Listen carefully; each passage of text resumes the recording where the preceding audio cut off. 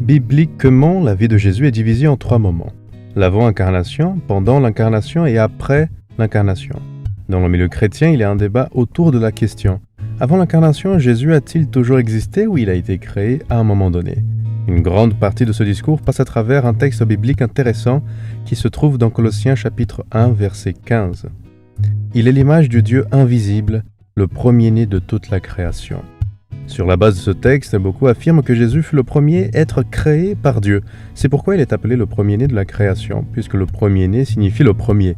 Cependant, une telle interprétation est contestée par les faits suivants. Premièrement, le mot grec pour premier-né, prototokos, ne signifie pas nécessairement le premier.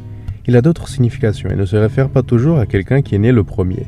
Un exemple clair de ceci est le roi David qui, dans le psaume 89, est appelé le premier-né, bien qu'il était le plus jeune fils de la famille.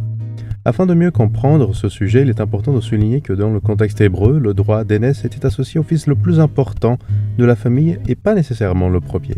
Ainsi, David était considéré comme le premier-né parce que même s'il n'était pas le premier à naître, il était le fils le plus important de sa lignée.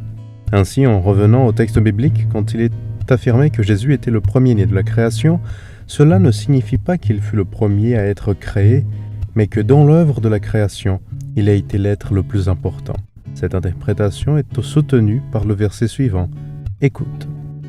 Car en lui étaient toutes choses créées, dans les cieux et sur la terre, le visible et l'invisible, que ce soit des trônes ou des dominations, ou des principautés, ou des puissances.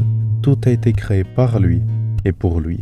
Le mot donc est l'explication de la raison pour laquelle Jésus est appelé le premier-né. Et la raison en est qu'il était celui qui a tout créé. Ainsi, le texte ne dit pas qu'il a été créé, mais que c'est lui qui a créé.